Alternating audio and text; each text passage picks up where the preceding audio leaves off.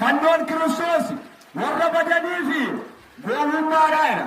Namni baay'ee nama yeroo namni fannoo harkatti baatee deemu maal namichi gowwaan muka baatee deemuudha.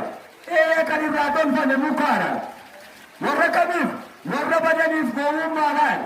Nu warra maal taanu warra fayyineef garuu warra sattamanne warra saduukaa jirru maaloodha humna waaqayyooti. የእግዚአብሔር ኃይል ነው humna waaqayyooti.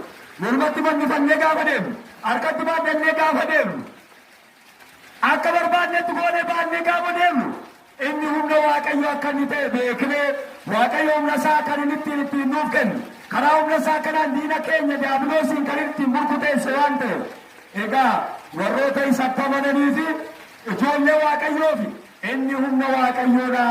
Warra gowwoota yookaanis immoo warroota itti namanneef garuu gowwummaadha.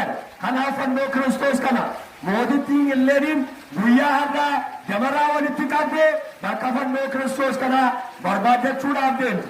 Ayihudoonni warri gowwaan dura Kiristoos yeroo itti fannisani inni nama se'anii fannisani akka inni nama fayyisu akka inni fayyina ta'e itti barani immoo kuni fayyina hojjechaa nagaa hojjechaa tokkummaa hojjechaa yoo jiraate nuti akkam taanaa jedhanii fannoo Kiristoos isa fayyina namaaf kennu kana boolla qotanii awwaalanii hosii isaanii waggaa dheeraa irratti gatanii bakki isaa akka inni badu godhan.